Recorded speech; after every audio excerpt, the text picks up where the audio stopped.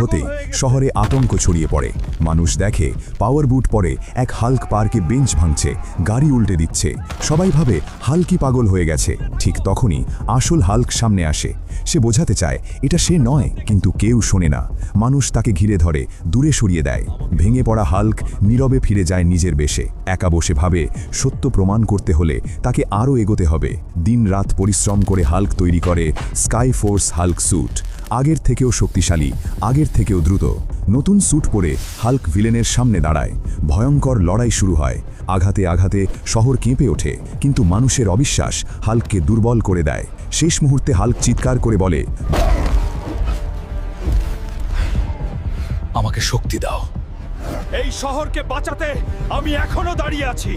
সত্য কখনো হারে না। এক প্রচণ্ড আঘাতে ভিলেনকে হারিয়ে হাল্ক আবার শহরকে বাঁচায়। এই হাল্কের জন্য সাবস্ক্রাইব তো করাই উচিত।